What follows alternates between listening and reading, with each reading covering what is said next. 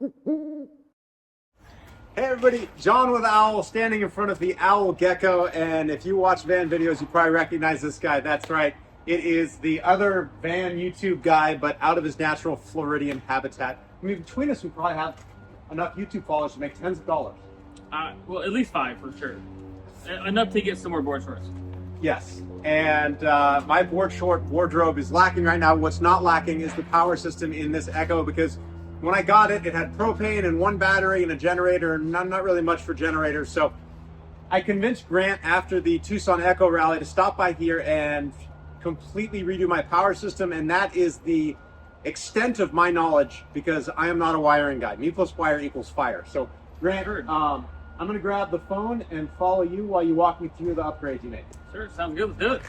So the first step to making more power is having more power. So we added a second battery. So normally these are going to come with 1 battery and a generator, which is a configuration that he has, or it's going to come with 1 really big 630 amp hour battery.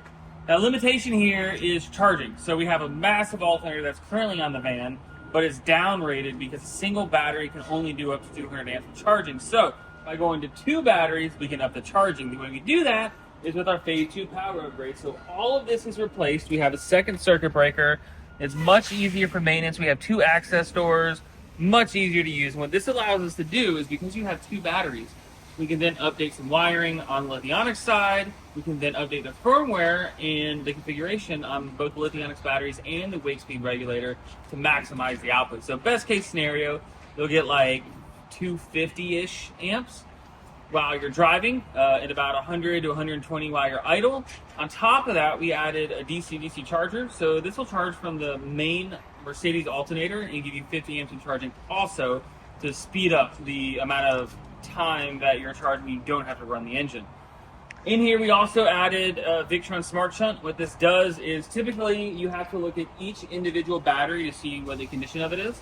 Well, this amalgamates all that information, and it's going to display on the Servo GX that's inside the van, so that you have everything in one spot. You can also check it on your phone. It's got a Bluetooth app, and check it if you need to from there. This van has Starlink, so that, coupled with the Servo GX that we're going to look at in a minute, you can actually see what your power system is doing from anywhere in the world as long as Starlink is on. Let's take a look at the inside. So before we move on to the inside, for the people who are not power system experts, basically my understanding of it is we doubled the battery capacity by adding a second battery. Yep. And then when we first talked, the problem with just adding a second battery is that you can't charge it any faster than you would charge one. So you'd have to charge 1, and it would be a slow system because there's a second alternator and then the stock alternator. So you're connecting 1 battery to the aftermarket alternator and 1 to the chassis alternator? So it's all 1 bucket. So a really easy way to look at it is, you're filling your 640 amp hour bucket with a garden hose instead of like a trickling stream from the rain, is kind of the easy way to look at it. So by adding the increased charging capability with the second circuit breaker, because each circuit breaker is 250 amps. So if you charge with the full output of the alternator and the DC-DC charger, even though the batteries could take it, you pop the circuit breaker and all your power would go off. So that's why we can't just add an additional battery, because it would take forever to charge, and we don't like that. Yeah, you can, and some people just need the added charge. It's a good entry-level way to get more power. But the next step up from that is to do that phase 2 upgrade that adds the second circuit breaker and significantly increases your charge time. So instead of driving for 4 hours to get charged, it's like 2.5. And for people looking at Ekkos, there's 2 ways that the Ekko or the Spreco comes. It can come with a generator like we have here. This is an Onan propane powered generator with a single battery, or you can get it with 2 batteries and no generator, correct? So on the Sprinters in particular, it's 1 320 amp hour battery like you have, the small battery, and a generator. Or if you opt for the generator delete, you go to 1 single 630 amp hour battery. Got it. But then you can't upgrade it at all. Because the individual battery BMS limitation is about 200 amps worth of charging, which you already basically have once you're going down the road and if you have max solar. So if you have a single battery, there's honestly not a whole lot you can do. And what I like about this setup is I'm not going to use a generator much. 9 times out of 10, I'm going to be using I have plenty of battery power to do everything I want to do with solar on the roof.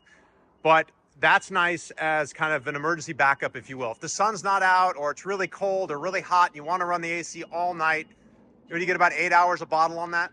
Yeah, I get about 8 hours per 20-pound tank. It's also really nice because like it gets hot here in Arizona. So like if you're at your son's football game or soccer game or whatever, and you're hanging out and they're out there practicing and you don't want to sit in the sun, you can just run the AC off the generator if you don't want to touch the batteries. Makes perfect sense. So it's best to have it as an option than not to have it as an option at all. Cool. All right, let's go inside.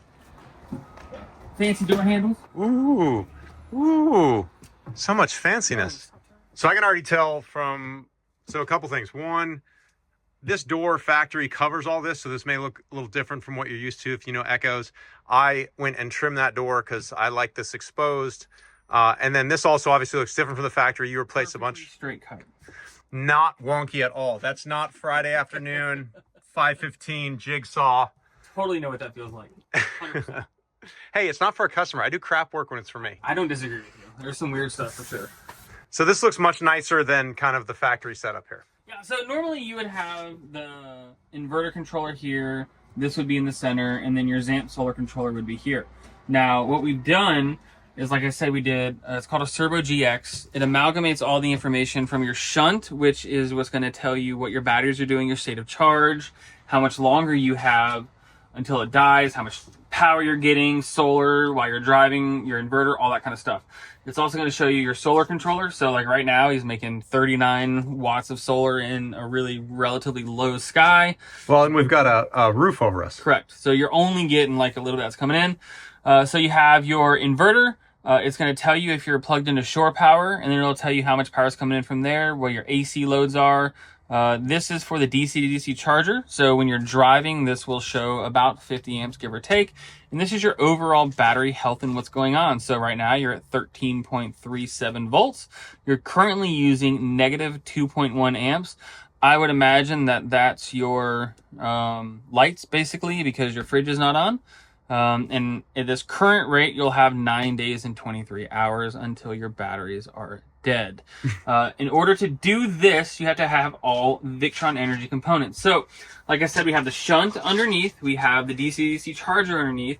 We also went and upgraded the solar controller, which is actually behind all of this. We got rid of the ZAMP, and we went with a Victron 100/50. That means it'll do up to 50 amps worth of charging.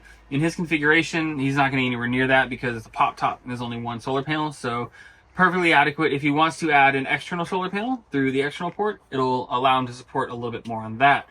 Now, lastly, underneath this seat here, I'm going to go under. Nice. We're going for the full shot here. Look at that. So under here, we got rid of the Xantrex 2000 watt inverter, and we replaced it with a Victron Multi Plus 3000 kVA. Now, the big advantage of this is wanting to run a little more power. So, you know, when John's got to blow dry his hair, he's ready in the morning, he's got all... I'm high maintenance, Grant. He's got all the power he needs to do that. But then also, the real benefit here is when you're running the generator or you're on shore power, it significantly increases the charging rate. So normally on a 2000 watt inverter, you get 80 amps of charging per hour. With the 3000 kVA Multi Plus, then you get 120 amps. So that's 40 amps more every hour that's going into the battery. That's going to significantly reduce the amount of time that you have to either be plugged in if you're stopping somewhere to get a quick top off, or if you're running the generator to try and get to a much fuller status. So everything that we do is 100% to try and charge faster to minimize your reliance on having to be in one place longer than you need to so you can get out and have fun. All right, Grant. Well, thank you very much for doing things that I am not skilled at, and he was nice enough to show our techs. So Freedom VanGo is in Jacksonville, Florida, and he's basically the king of the South as far as, or king of the East as far as van stuff goes. So if you're anywhere within a day's drive of Florida, you can go get this done to your Ekko at Freedom VanGo. And if you're out on the West Coast and want to see us, and you trained our techs on this, so we are going to be buying power systems from Grant and installing them in Ekkos. So if you want to take your Ekko, you'll get it. Yeah, let's try this again. It's almost like I've never done a video before. Yeah, if you want to take your Ekko to the next level, there you go. Stop by Freedom VanGo or Owl.